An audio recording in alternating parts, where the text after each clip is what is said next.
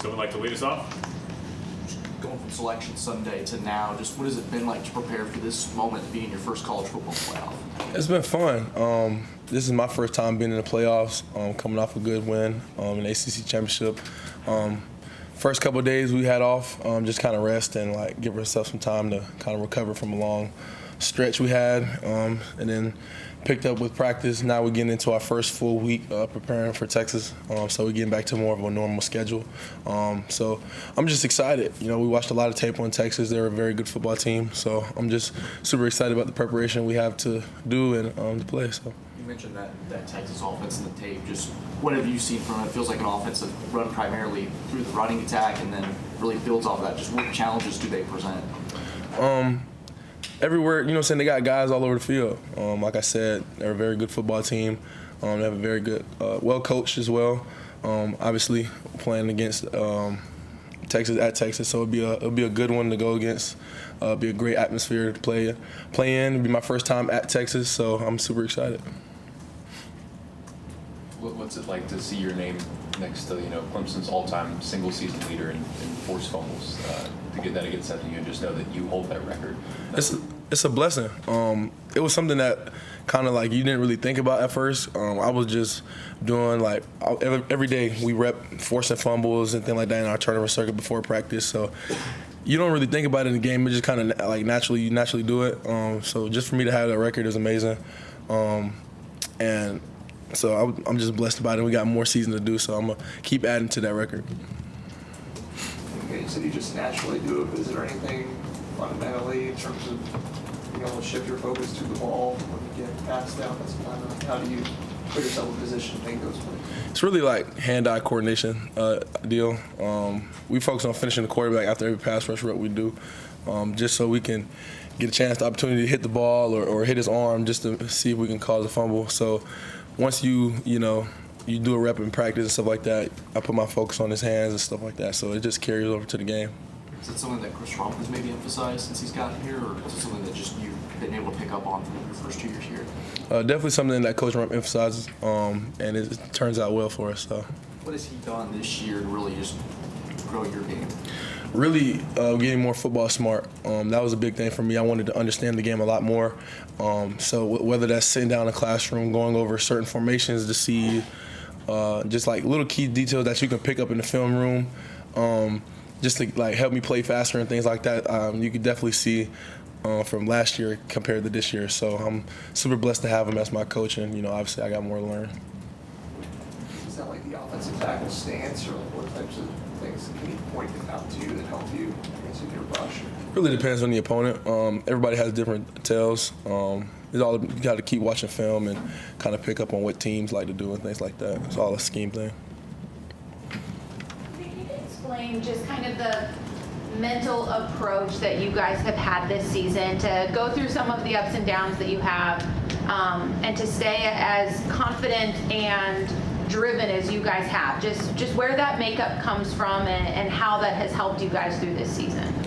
For us, really, it's just the belief we have in each other. Like I've been saying all season, we've done life together all summer, working out, spending time with each other outside of football, and that just carries over to the field. Like, I trust the work that my guys on offense put in or the guys across from me put in all year. So for me, it's like whether we lose or we win, like I'm with them like no matter what, and we on to the next. You know what I'm saying? So it's just really like all the adversity we went through this year, like I still believe that we had a chance to make it to the playoffs, and we did. So just keep, keep fighting, keep swinging, keep believing, and it's just God always going, show out for us. So.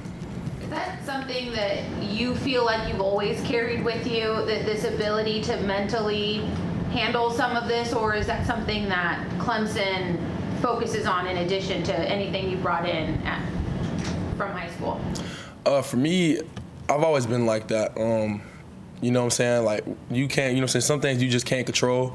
And for me, I know, excuse me, like, it's a windshield mentality, basically. You know what I'm saying? You focus on what I can control, and what I can't control, it's not in my hands. And obviously, when I got here, the same way. I do my 111 and I help my teammates as much as possible. And the results we get, we got to live with them and just learn from everything we do. So. TJ, sounds like Kelvin Banks is planning to play in this game, wasn't able to play in the SEC Championship, but a guy who's been regarded as one of the best offensive linemen in all college football this year. As a competitor, is that someone you look forward to competing against guys that are considered the best at their position on the other side of the ball? I look forward to playing the entire offensive line. They're a very skillful group. Obviously, he's the big name in the group, but I look at all of them as it's the same. You know what I'm saying? They're all great athletes. I'm excited to play them. Like I said, Texas is a really good football team, so can't wait to play them Saturday. And we saw Barrett with the whiteboard after you guys beat SMU, the Clemson versus everybody. Have you guys kind of embraced, especially in the second half of the season, as people have counted you out, being the underdog? Man, I don't know why. It's like, I don't know why people hate us. I guess it's just the common thing for people to keep doubting us and keep on doubting us. I love it, you know what I'm saying? Because we're going to keep proving you guys wrong. Like I said, after the ACC Championship, you guys can hate us, you can doubt us all you want to, but we're just going to keep winning. So we just can focus on what we can focus on and control what we can control, and that's on playing football. So as long as we're getting better at that, they can't really say nothing. This will be your first time in Texas or playing against Texas? Playing against Texas, yes. Have you ever been in a venue that holds over 100,000 people? Yes. Well, not played in, but just been in as a recruit and things like that. But played in, I don't think so.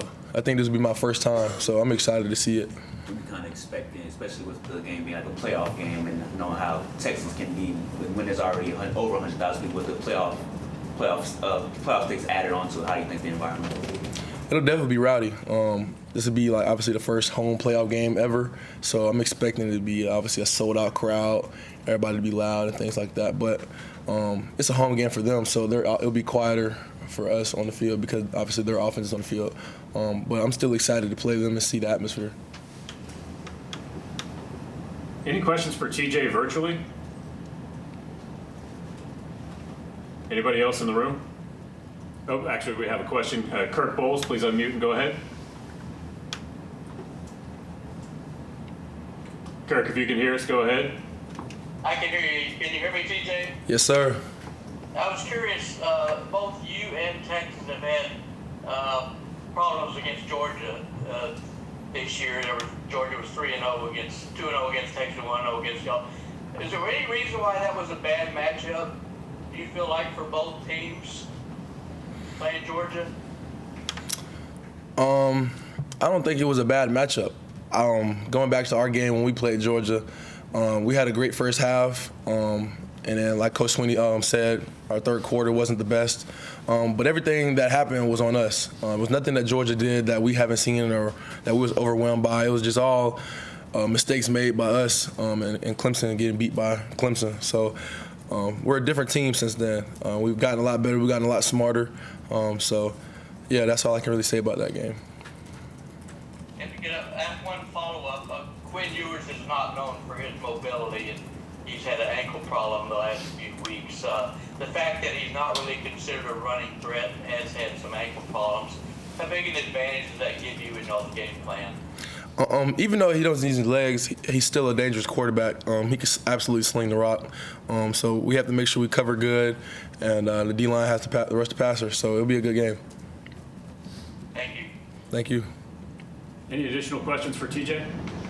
Some of the midyear enrollees started coming into Clemson, I think, yesterday or a couple of days ago. Have you got a chance to introduce yourself to some, meet them and kind of show them the ropes, or have you just been locked in on this playoff game?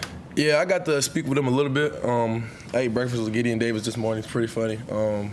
But, yeah, we'll spend more time with them as the week goes on. And if they have questions, obviously I told them, I gave them my number and things like that. So it'll take some time for them to get acclimated. But I'm just excited to have them here, and I know they're excited to practice with us. So it's a good thing. So you guys talked yesterday about you have 3 really good quarters against SMU, and then the fourth quarter lost 17 points. I guess there's a level of confidence knowing what you've done in like that opening 3 frames, and then just knowing that a few tweaks is what kind of gets you to the full 4-quarter game, that type of stuff in terms of defense overall. Can you repeat that? I'm sorry. Like the first 3 quarters against SMU played really well. Fourth quarter, 17 points allowed. Like is there confidence in the first 3 quarters that, we just make a few tweaks and then that's how you get to 4 full quarters? We just gotta continue playing. Can't let the moment get too big for us. And as long as we don't lose to Clemson, we'll be all right. That fourth quarter SMU, we let up some points. We just gotta keep playing. Can't let the game emotions take over. So we just gotta settle down and stay down and continue to play. It's a very random question. Are you at all a Matthew McConaughey fan? You know Matthew McConaughey? No, who's that? He's an actor. He's a big Texas booster. No, I don't know who that is. Interstellar, what else? We'll send you the IMDb page afterward. Yeah. I was about to say, you gotta tap me in. I may know his face, but not off name. No, I don't know him. Anybody else for TJ? All right, thank you, TJ. Thank you. TJ.